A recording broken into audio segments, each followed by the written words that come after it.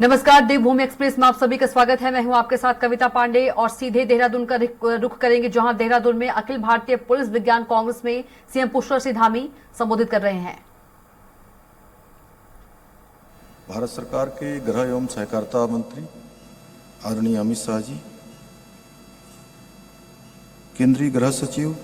श्री अजय कुमार भल्ला जी, उत्तराखंड के मुख्य सचिव श्री डॉक्टर एस संधू जी, अपर मुख्य सचिव राधा रतूड़ी जी,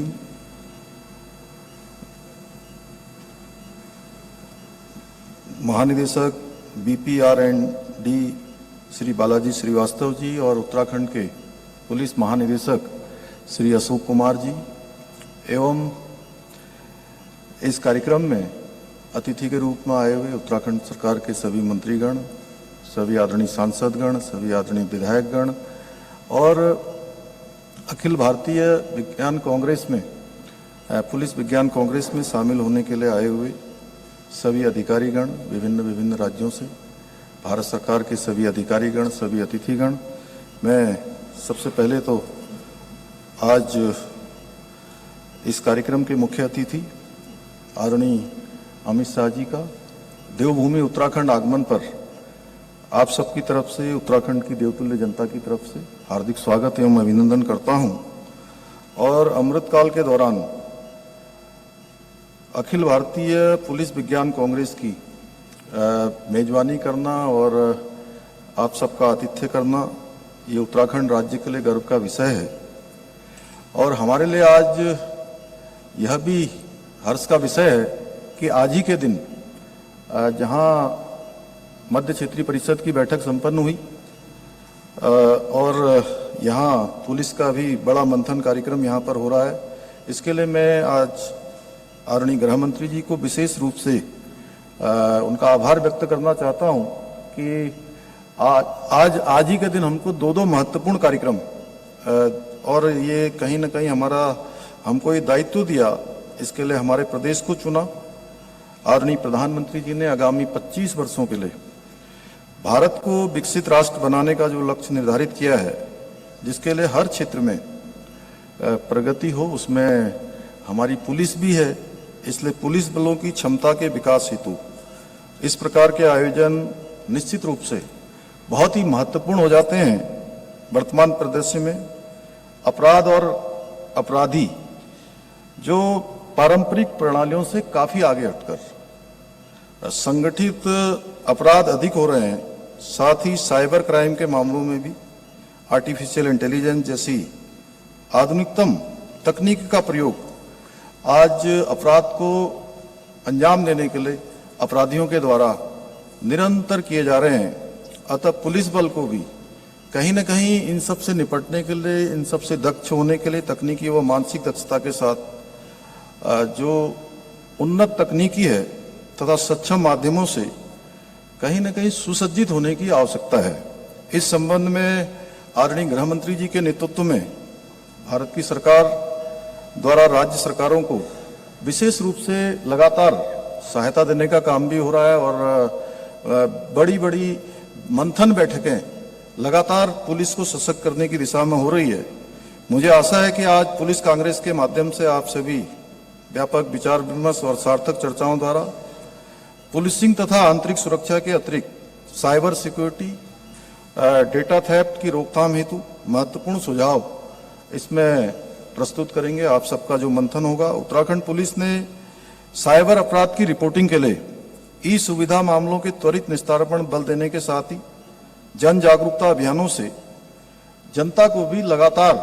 सचेत करने का काम किया है। लोगों को सुविधा प्रदान करने हेतु उत्तराखंड पुलिस ने विभिन्न एप्लीकेशंस लॉन्च किए हैं, जिनके द्वारा प्रभावी पुलिसिंग की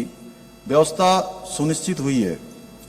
उत्तराखंड पुलिस द्वारा ऑपरेशन मुक्ति के तहत ऐसे बच्चे जो स्कूल जाने के बजाय भीख मांगने, कचरा इकट्ठा करने तथा अन्य छोटे काम करने के लिए मजबूर थे, उनकी पहचान करने के लिए एक समर्पित टीम उत्तराखंड पुलिस ने तैयार की है और इस कार्यक्रम के तहत हजारों बच्चों का पुनर्वास सुनिश्चित किया गया है तथा उन्हें स्कूलों में दाखिला दिलाने के साथ ही इस अभियान का ध्येय वाक्य अब भिक्षा नहीं शिक्षा देह को सार्थकता प्रदान की गई है। आदरणीय गृह मंत्री जी के द्वारा पिछली बैठक में आपने आतंकवाद की कमर तोड़ने का आह्वान करते हुए राष्ट्रीय आंतरिक सुरक्षा नीति बनाए जाने की बात कही थी और आपके नेतृत्व में चाहे आज आतंकवाद हो, नक्सलवाद हो या जिहाद हो, आतंकवाद लगभग देश के अंदर उसका सफाया हो गया है। उत्तराखंड में वन संपदा 71% से अधिक है और पूरा राज्य एक तरह से वनों से आच्छादित राज्य है। और एक मेरा सुझाव भी है कि वनों की सुरक्षा में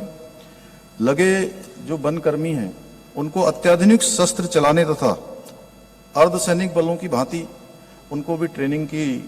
आवश्यकता है। इसके साथ ही मेरा मानना है कि सीमांत क्षेत्रों की सुरक्षा के लिए पुलिस को और आधुनिक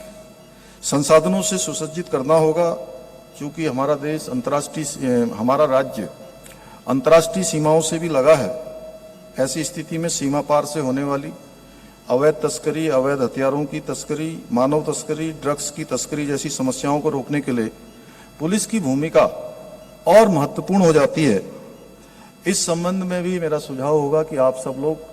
इस चिंतन में, अपने मंथन में इसको भी जरूर अवश्य इसको सम्मिलित करेंगे। उत्तराखंड की पुलिस आंतरिक सुरक्षा के साथ ही प्राकृतिक आपदाओं तथा धार्मिक पर्यटन में भी जो एक बड़ी यात्रा होती है और इस वर्ष जो हमारी चारधाम यात्रा लगभग 1.5 माह की अभी बची हुई है और इस यात्रा में जहां बर्फबारी और बारिश लगातार होती रही, उसके बावजूद भी पिछले वर्ष का जो 46 लाख का तीर्थयात्रियों का आंकड़ा था उसको इस वर्ष वो आंकड़ा पार हो गया है। 46 लाख से ज्यादा तीर्थयात्रियों ने अभी तक दर्शन कर लिए हैं और अभी लगभग 1.5 माह की यात्रा अभी बची हुई है। इसी प्रकार से कांवड़ में भी 4 करोड़ से अधिक कांवड़ियों ने मां गंगा का जल लेकर अपने अपने स्थानों को गए हैं। इन सभी में पुलिस का विशेष योगदान इन यात्राओं को संचालित करने में रहता है। प्राकृतिक आपदाओं के समय में भी चाहे हमारी उत्तराखंड की एसडीआरएफ हो, विभिन्न प्रकार से अपना योगदान देती है। मेरा विश्वास है कि इसके लिए आवश्यक नई तकनीकी के संबंध में भी इस सम्मेलन में, इस मंथन में निश्चित रूप से विचार विमर्श किया जाएगा। वर्तमान समय में चुनौतियों से निपटने के लिए पुलिस बल को और अधिक आधुनिक एवं दक्ष बनाने हेतु आप सभी अपनी रणनीति और तकनीकी को समय समय पर अपग्रेड करते हैं और करेंगे। इसके साथ ही समाज के प्रबुद्ध वर्ग को अपने साथ जोड़कर समय समय पर राष्ट्रीय हितों की सुरक्षा हेतु सुझावों का आदान प्रदान करने की भी आवश्यकता है। इसके अंतर्गत उत्तराखंड के अंदर कम्युनिटी आउटरीच कार्यक्रम द्वारा अंतर्राष्ट्रीय सीमावर्ती क्षेत्रों में राष्ट्रीय हितों हेतु कार्य करने वाली अनेकों स्वयंसेवी संस्थाओं को चिन्हित कर उनका सहयोग प्राप्त करने का प्रयास किया गया है, जिस प्रयास में हमें राज्य के अंदर सफलता भी प्राप्त हो रही है। आगामी 25 वर्षों में भारत को विकसित राष्ट्र बनाए जाने का हमारे आदरणीय प्रधानमंत्री जी का जो संकल्प है उसको पूरा करने में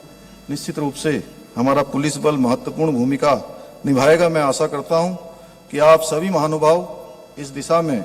अपना महत्वपूर्ण योगदान प्रदान करते रहेंगे। एक बार फिर से मैं आज के इस उद्घाटन समारोह के मुख्य अतिथि हमारे देश के यशस्वी गृह एवं सहकारिता मंत्री, जिनके नेतृत्व में भारत के अंदर एक से एक कठिन कामों को आज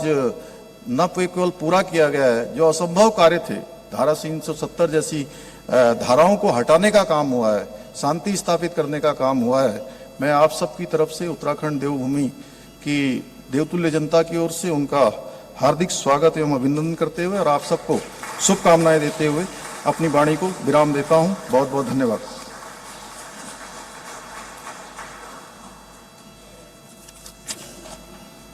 धन्यवाद महोदय।